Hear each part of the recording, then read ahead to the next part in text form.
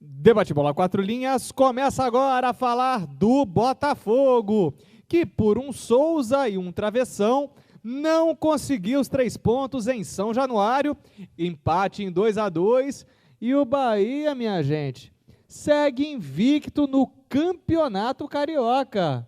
É verdade, são 3 vitórias e 4 empates, né? Diante dos cariocas. Que coisa, hein, gente? Olha, o último carioca que for jogar contra o Bahia, que é o Vasco, né? Exato. Vai ter que ir lá e ganhar, né? Olha, a macumba vai ter que ser muito maior. É verdade, verdade. Agora, vale também destacar que esse time do Bahia é um time enjoado, é um time Muito difícil de ser batido. Claro. Muito, extremamente enjoado. Mas... Do lado do Bahia também eu vou destacar o Dodô. E para a maneira, né, que o João Santana escalou o Bahia, uma maneira um pouquinho torta, assim, um time completamente defensivo e que se tornou assim bem sucedido, porque acabou conseguindo 2 gols na partida em São Januário. É verdade, ele escreveu certo com linhas tortas, né? Exatamente. Ele escalou o time meio de forma errada, mas que acabou dando certo, né? E Exatamente. Você veja que o Botafogo também não fez uma boa partida no início, né? No primeiro tempo. Depois, no segundo tempo, é que o Botafogo melhorou e melhorou muito. Melhorou muito intervalo, com a entrada do William no intervalo, né? Exatamente. Você não acha que foi um pouco arriscada essa entrada do William, não? Porque o William, eles sacaram um lateral, o Caio Júnior sacou um lateral e botou o William, que é um atacante. Ele sacou o Márcio Azevedo, né? Não, sacou o Lucas. O Lucas, já tinha cartão amarelo. Olha, o Vinícius, é arriscado, mas é um risco que o Botafogo tinha que correr, entendeu? Para poder ver se reagia no jogo, virava, né? Como acabou conseguindo durante um certo tempo, né? Virou e o Bahia acabou empatando, né? Exatamente. Agora, o Botafogo foi ao 4º jogo sem vencer. Por quê? Por que essa queda tão grande? E não grande é do culpa Botafogo? do Caio Júnior. Não. Tá todo mundo colocando a culpa em cima do Caio Júnior, mas alguns jogos que o Botafogo não vence, curiosamente o Louco Abreu não estava participando. É verdade. Ou estava em campo e Era só pouco assinou a acionado. súmula. Era pouco acionado. Por que o Botafogo não conseguiu furar o bloqueio baiano dessa vez? Porque Papai Joel colocou um belo de um ferrolho. É verdade, um ferrolho muito bem construído. E, na verdade, o Vinícius e Quaresma, um ferrolho que não foi tão ferrolho assim, não. Porque o Bahia também agrediu o Botafogo. Entendeu? Não foi pra cima mesmo. Exatamente. Não chegou a ser de igual para igual, mas que o Bahia agrediu o Botafogo também agrediu. Vocês acham que o primeiro gol que o Botafogo tomou, levando 1-0 no placar, 1-0 Bahia no placar, vocês acham que acusou um pouco, eles acusaram, o Botafogo acusou um pouco o golpe? Acusou sim, porque o Botafogo até então estava um pouco melhor no jogo, né? E depois o Bahia passou a melhorar, né? Melhorou, encaixou mais a marcação, né? E passou a sair mais para o ataque, né? Isso até o final do primeiro tempo. O que me chamou é que o Cortez atuou de maneira apagada, muito apagado. É verdade, o Cortez realmente não foi bem no jogo e fez inclusive a falta do gol, né? Do primeiro gol do Bahia. Mas lá foi uma falta que começou pela maneira como o Renan levou a bola para ele. É verdade, botou a bola na fogueira, né? A saída de jogo do Renan foi péssima. Aliás, o Botafogo tem 2 dependências, né? Jefferson dependência e Louco Abreu dependência.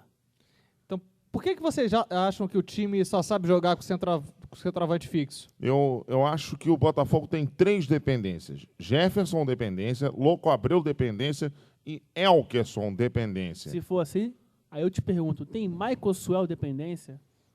Nem tanto, porque o Michael Suel joga bem e às vezes o time não joga tanto, né? E quando o Elkerson joga bem, o time joga bem. Quando ele joga mal, o time joga mal. E no caso do jogo do Bahia, o Elkerson não foi tão bem assim, não. E a ausência desse homem de área? O que preocupa é como não sabe se adaptar à falta de um homem de área, a jogar sempre pelas pontas. Olha, o Vinícius, de quem foram os gols do Botafogo? Do Alex e do Caio. Eles foram bem produtivos, entendeu? Eles foram até mais produtivos do que eu imaginava. Sim, mas conseguiram seus gols, mas penaram muito. Penaram, mas eu achei que eles fossem penar bem mais, entendeu? Para poder sim. conseguirem, porque não são homens de finalização, entendeu? Exatamente. Daí é que vem o Elkerson e o Michael Swell, principalmente o Elkerson, que tinha que ser mais incisivo ainda do que já é nesse jogo, e acabou não sendo. Aí houve o pênalti do Marcelo Matos sobre o Fael. Aconteceu? Pênalti, claro. Pênalti, claro. Para mim também, sinceramente, foi um pênalti muito infantil. É verdade. No momento que o Botafogo tinha conseguido uma vantagem, uma virada por 2-1, estava mandando na partida, e aí num lance isolado, um pênalti sobre o Fael. De novo, Grande Fael. De novo, o Fael atrapalhando o Botafogo, sendo o chato. É verdade. E ele marcou gol de cabeça, né? No jogo lá de Salvador, Bahia empate e Botafogo. Empate 1-1. E agora ele sofreu o pênalti, né? O pênalti que determinou o empate do Bahia, né? E o curioso foi o seguinte, né? Que dessa vez não teve Joel tira o Fael, né, rapaz? Não teve essa rima, né? O pessoal deve ter pedido o Fael em campo antes do jogo, mas eu acho que se arrependeu. É verdade, né? O que vocês acharam da postura do Botafogo depois que levou o segundo gol, do desespero no qual ficou? Olha, o Vinícius, realmente ficou um time desesperado, mas é compreensível o desespero. Por quê? Porque o time era um time que precisava muito da vitória para não ser ultrapassado nem por Fluminense, nem por Flamengo, né? Era um time que estava perdendo o jogo, que virou, mas que tomou um empate. Então, por isso, era compreensível o desespero do Botafogo. E até porque o Botafogo, mesmo na base do desespero, do sufoco e tal, ele acabou acuando o Bahia no campo defensivo, né? Sim, tentando de todas as formas. Agora, o Quaresma. Pois não. Você acha que o trio de ataque do Botafogo estava um pouco ansioso também? Sentiu a falta de experiência? Ele precisava de um homem de referência no ataque. O centroavante, que é o próprio Louco Abreu.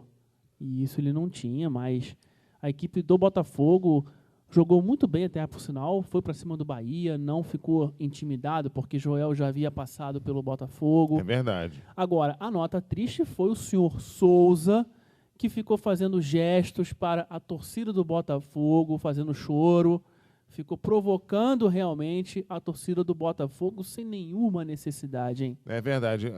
E a nota, primeiro, a nota triste, para mim, torcida do Botafogo ficar vaiando o Souza, entendeu? A torcida do Botafogo não vaiou o time do Bahia, não. Vaiou o Souza por conta daquele chororô lá dele. Mas isso é um círculo vicioso. O Souza, no jogo seguinte à decisão da Taça Guanabara entre Flamengo e Botafogo, conhecida como decisão do chororô, na qual os jogadores botafoguenses, durante a coletiva, choraram, e aí houve aquela provocação entre torcedores de chororô.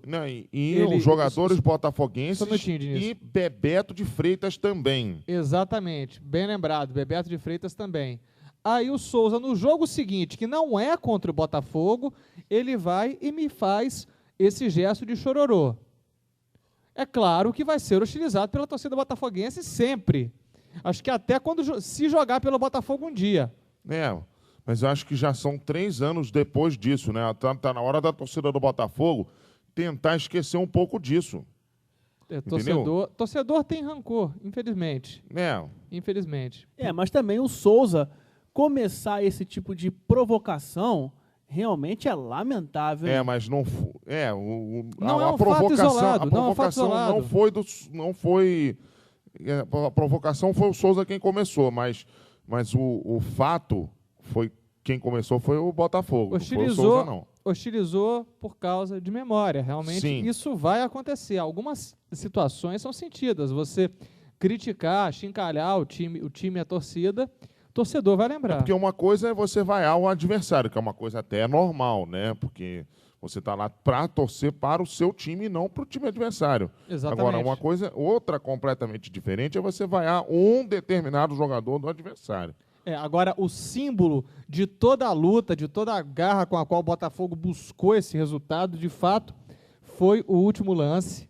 É verdade. Aquele lance no qual houve um bate-rebate, o Botafogo tentando fazer o gol, o Bahia se segurando como podia, e aí o Renato vai e dá aquela cabeçada. A no bola travessão. Caprichosamente bate no travessão, vai para fora, e todos os jogadores dos dois times sentando assim, cansados, com cãibra, e aí o árbitro vai e encerra a partida. Eu acho que foi uma das cenas mais dramáticas, assim, mais curiosas que eu acho que eu vi no futebol brasileiro, que eu vi do tanto que eu acompanho de futebol brasileiro. E para vocês? É verdade, eu concordo com você, Vinícius. E é uma cena rara, né, no futebol de hoje em dia, né? Você vê isso, né? Inclusive, assim, jogador com cãibra a gente vê algumas vezes durante a partida. Agora, mas não de forma tão dramática, né? Exatamente. Agora, teremos Corinthians e Botafogo, jogo no Pacaembu. O Botafogo deve ter a volta do Jefferson e a volta do Louco Abreu. O Louco Abreu, convocado pela seleção do Uruguai, deve vir de voo fretado para cá, para o Brasil. E o Jefferson, que vai jogar no México, provavelmente como titular pela seleção brasileira, também deve ter voo fretado. Vocês acham que o Botafogo consegue ganhar em quê? Bem lembrado, tem o Herrera, que volta de suspensão. Onde o Botafogo ganha com a volta deles? Ganha em poder de fogo no ataque, né? Porque tem ali uma referência, né, com o Louco Abreu e tal, e tem o Herrera em boa fase. Apesar dos meninos terem jogado bem, o Caio e o Alex, né? Cada um fez um gol, afinal de contas, né? Sim, mas ganha em poder de fogo no ataque e ganha também em um pouco mais de segurança na defesa, né? Com o Jefferson. E para você, Fernando Quaresma? Olha, exatamente isso que o meu amigo grande Fernando Diniz acabou de dizer. O Jefferson, ele passa uma segurança ao gol do Botafogo muito grande, ele é muito importante, mas não é que o Renan não seja um bom goleiro, é que o Jefferson é acima da média.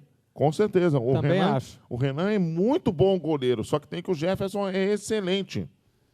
O Renan, o problema é o seguinte, ele teve alguns momentos de infelicidade durante algumas partidas, principalmente partidas que o Botafogo estava ganhando e os pontos escaparam através das mãos dele, e aí começou a torcida a pegar no pé, começou a torcida ficar desconfiada, ficar de olho fechar um pouco o olho para ele, ficar meio hostilizando, o Renan está entrando em campo, só não vaiou, que realmente ia ser o cúmulo.